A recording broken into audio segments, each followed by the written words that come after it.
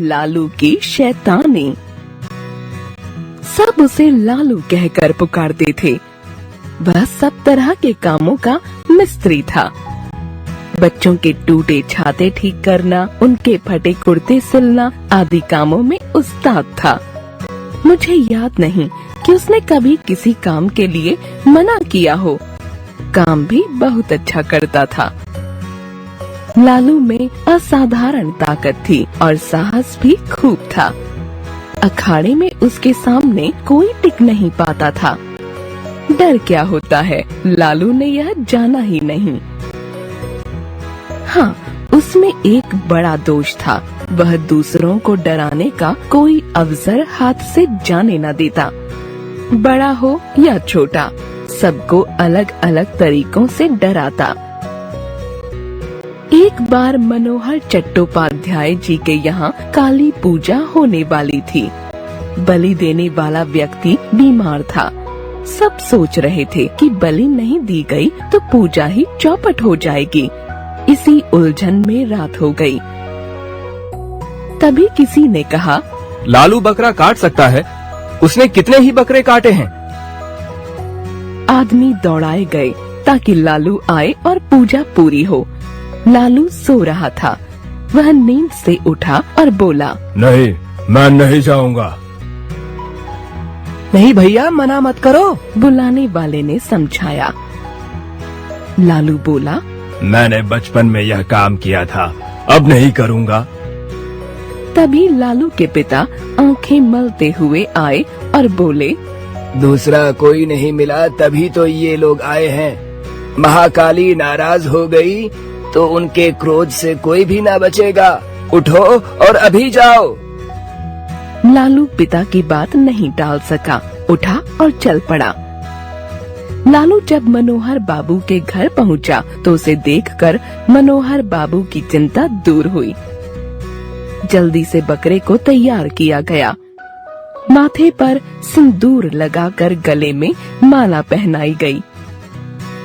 माँ माँ की तेज आवाजें चारों ओर गूंजने लगीं। ढोल घंटे बजा बजा कर भक्तगण नाचने लगे। लालू ने बकरे को सिंदूर का तिलक लगाया। उसका खड्ग ऊपर उठा और जोर से नीचे गिरा। ढोल घंटे बजते रहे। दूसरा बकरा पास ही खड़ा धीरे धीरे कांप रहा था। उसकी भी बलि दे दी गई। जैसे ही ढोल फिर तेज बजे, लालू जोर से चिल्लाया, और बकरे कहाँ हैं?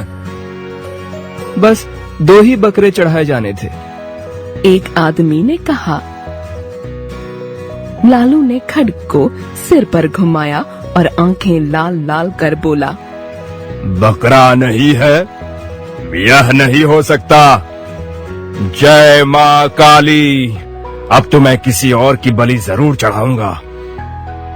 उसने जमीन पर पड़ी माला उठाई और खड्ग को गोल गोल घुमाते हुए बोला, अब तो मैं जिसे पकड़ लूंगा उसे ही बलि चढ़ाऊंगा। मैं तो माँ को अवश्य प्रसन्न करूंगा। लोग डर के मारे तेजी से भागे। कोई लुढ़का, किसी ने किसी को धकेला, कोई मुंह के बल गिरा। लालू जोर से चिल्लाया, कहाँ है मनोहर चट्टोपाध्याय?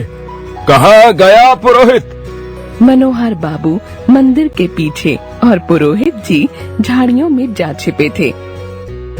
लालू मंदिर के पीछे से मनोहर बाबू को पकड़ लाया और गरजा, चढ़ बलि वेदी पर, सिर डालो अपना, मैं बलि अवश्य दूंगा।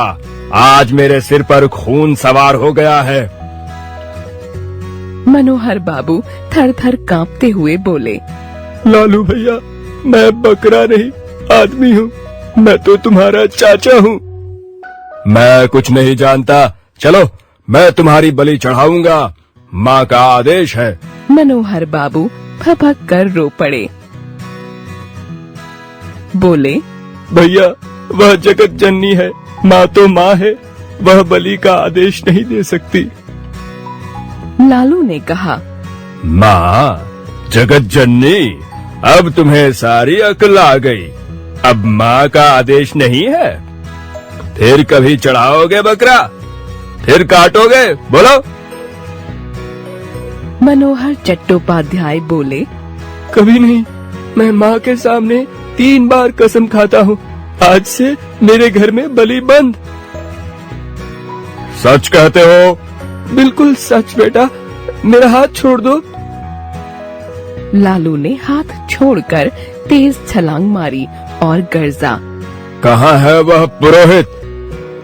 तभी झाड़ी के पीछे से रोने की तेज आवाज आई। अब लालू अपनी हंसी रोक न पाया। उसने खड्ग जमीन पर पटका और उछलता कूदता अपने घर की ओर चल पड़ा।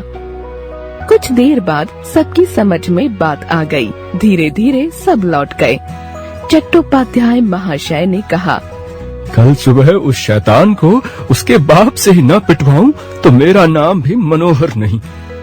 लालू अगले दिन सुबह सुबह उठकर घर से भाग गया। 7 दिनों के बाद एक रात मनोहर चट्टोपाध्याय के घर पर वह प्रकट हुआ। हाथ जोड़कर उसने मनोहर बाबू से माफी मांगी। मनोहर बाबू उसे माफ करते हुए बोले, मैंने देवी के सामने शपथ ली है, अब मेरे घर काली पूजा में कभी बलि न दी